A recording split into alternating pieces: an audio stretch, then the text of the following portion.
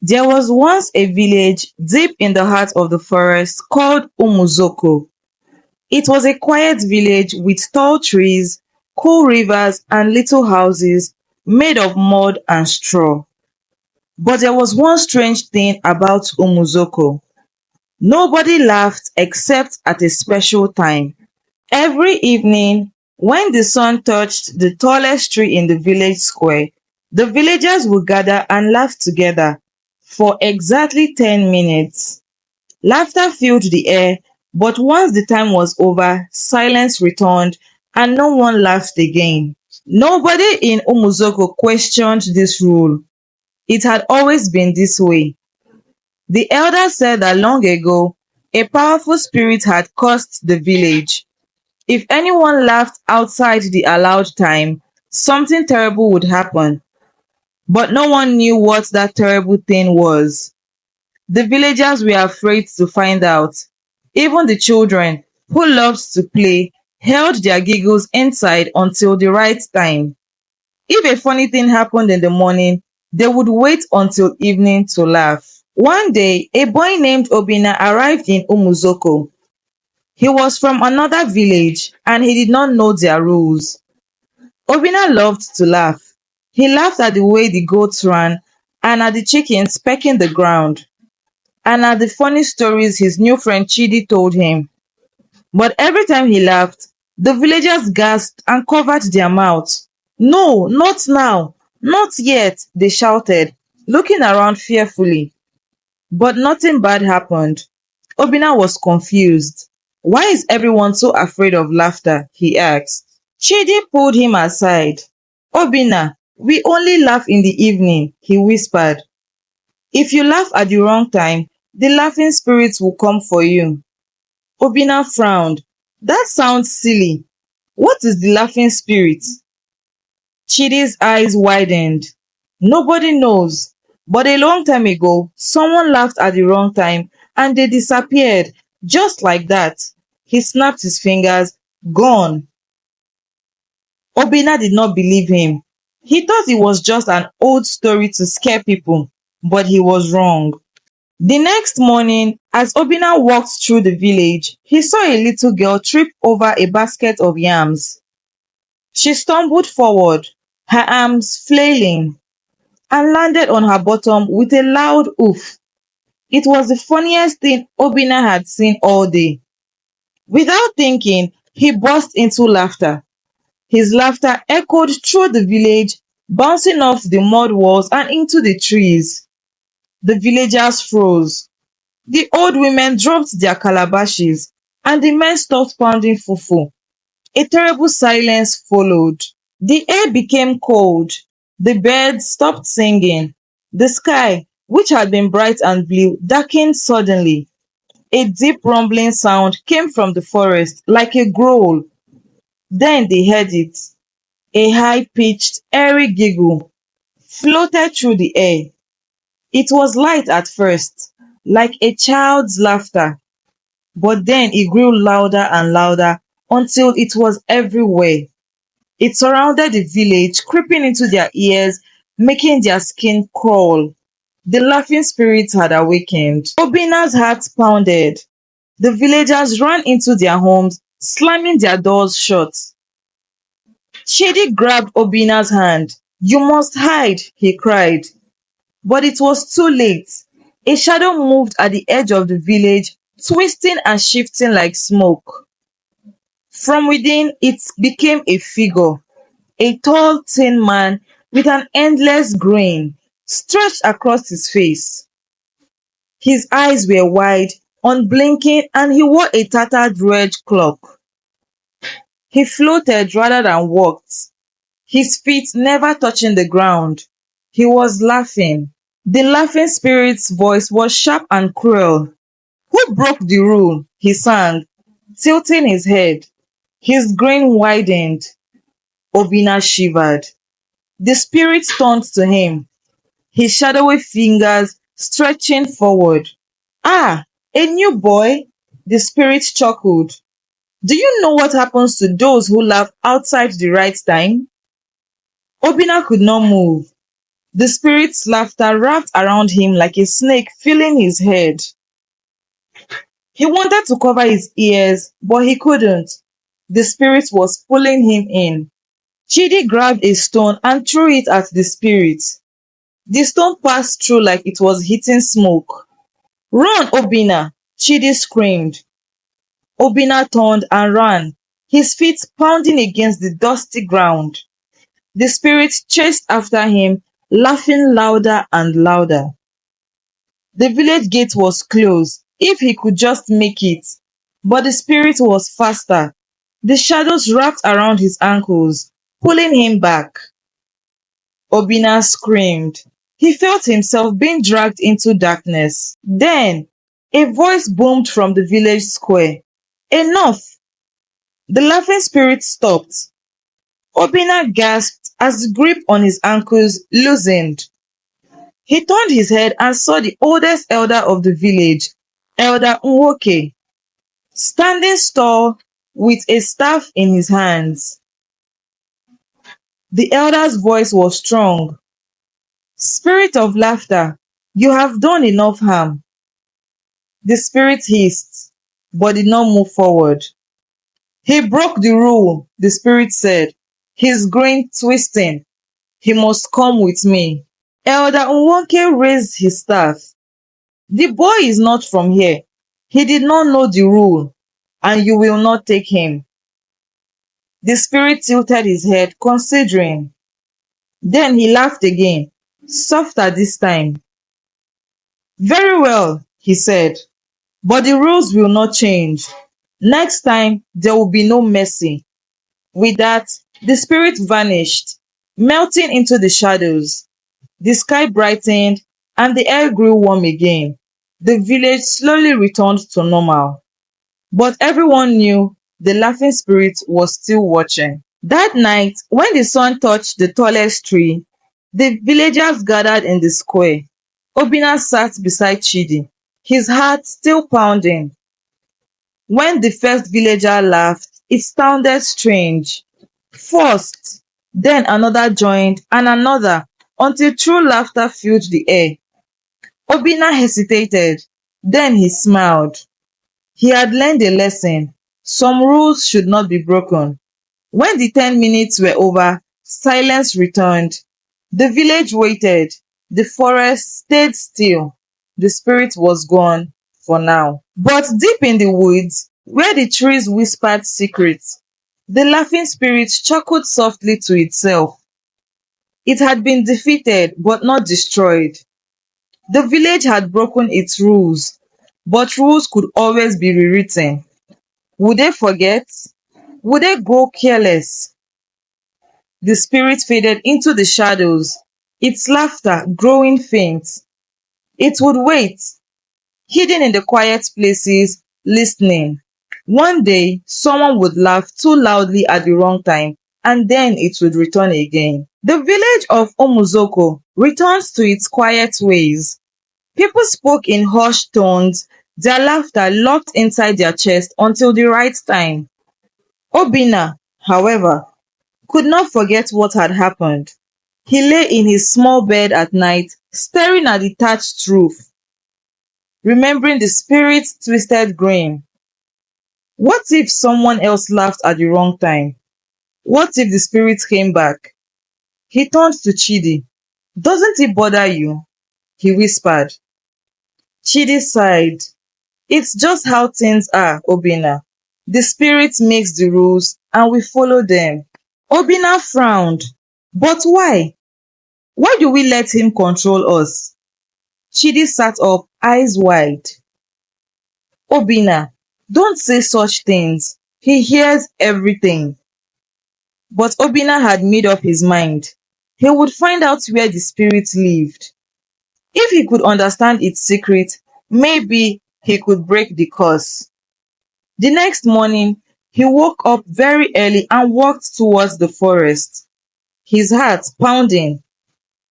The elders warned everyone to stay away from the deep woods. That was where the spirit was the strongest. Obinna had never been this far into the forest.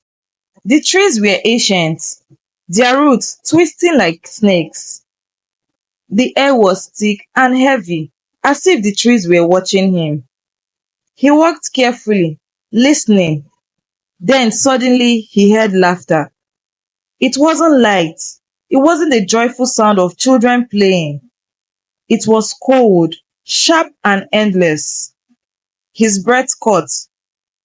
He followed the sound until he reached a clearing. In the center stood a large black stone, cracked and covered in strange markings. The laughter was coming from it. Obinna stepped closer. Was this the spirit's home? As he touched the stone, a chill shot through his fingers. Then the laughter stopped. The air grew silent, and a deep familiar voice whispered, "Curious boy." Obinna froze. A shadow rose from the ground, twisting into the shape of the laughing spirit. Its grin was even wider now.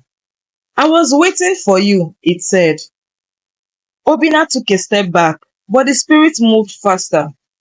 "Did you think you could break my curse?" The spirit circled him, eyes glowing. "You don't understand, do you?" it whispered. "I was not always this way." Obinna's heart pounded. "What do you mean?" The spirit's laughter softened, almost sad. "Long ago, I was a man just like you." Obinna's eyes widened. "What happened?" The spirit chuckled. "I laughed when I shouldn't have, and the forest turned me into this." Obinna shivered. "So you curse others because of what happened to you?" The spirit's grin faltered for the first time. The spirit turned away. "I do not curse them. The forest does. It feeds on laughter, on rules. If the rules are broken, it takes something in return." Obinna clenched his fist. "Then how do we stop it?" The spirit sighed. "No one ever has." Obinna thought hard. "But what if we change the rules?"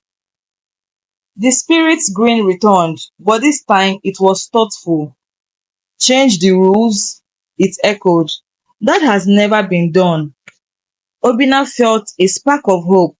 Maybe there was a way. Obinna returned to the village, his mind racing. "We must stop fearing laughter," he told Chidi. Chidi's face paled. "You are mad. The spirit will punish us." But Obinna shook his head. "The spirit was once like us. It is the forest that keeps the curse alive." Chidi hesitated. "How do we change it?" Obinna smiled. "We laugh.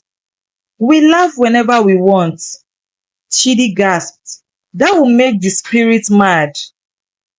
Obinna nodded. "Yes, and this time we will not run." That evening, Obinna stood in the village square.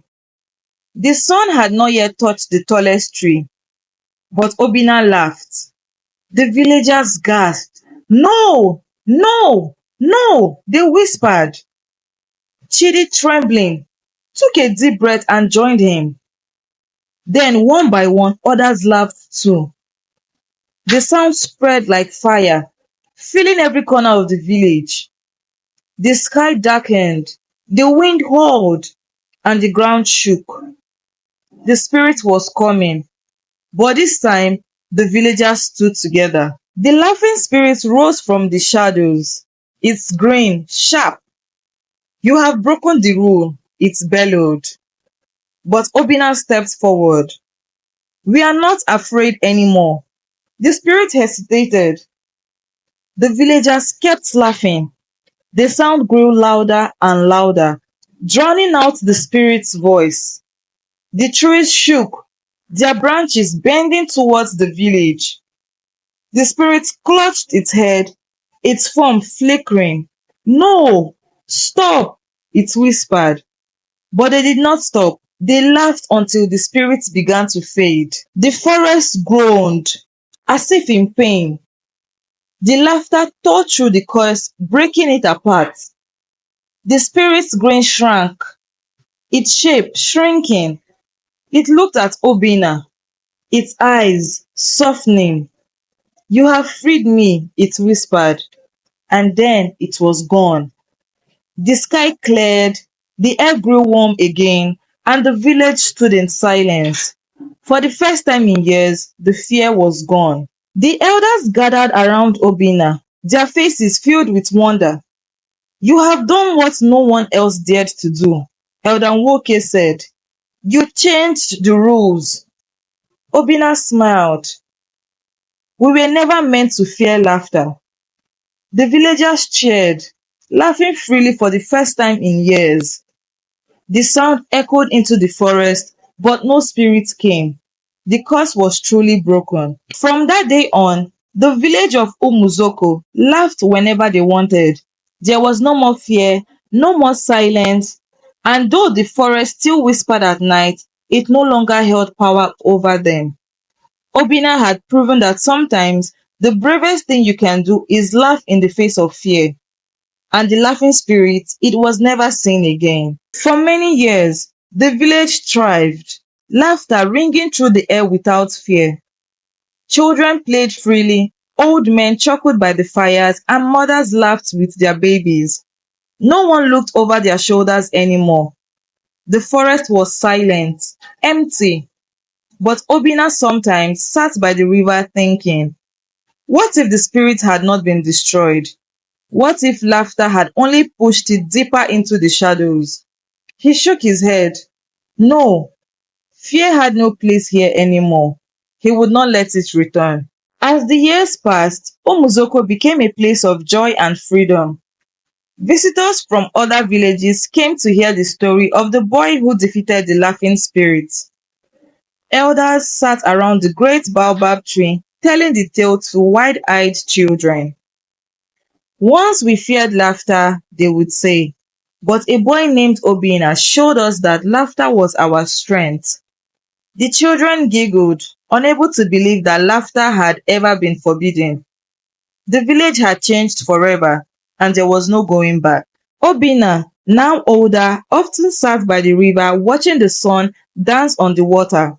He had faced the spirit and won, but sometimes he still wondered, had the laughing spirit truly disappeared, or was it watching, waiting for a time when fear would return? He shook the thought off. No, fear had no place here anymore. Laughter had driven out the darkness, and as long as the villagers remembered that, the spirit would never return. One evening, as the sun set, Obinna heard a strange sound from the forest. It was faint, barely noticeable, but it made the hairs on his arms stand up. A laugh, not the warm laughter of the villagers, but something different, distant and cold. He turned to Chidi, who had also heard it. "Did you hear that?" Chidi nodded, his face pale. "Obinna, what if it's coming back?" The laughter echoed once more before fading into silence. Obinna and Chidi gathered the elders. "We heard something in the forest," Obinna said. The elders exchanged uneasy glances. "The spirit was defeated," Elder Nwoke said. "But spirits do not truly vanish. They change." The villagers, once fearless, grew silent again. Had the spirit returned?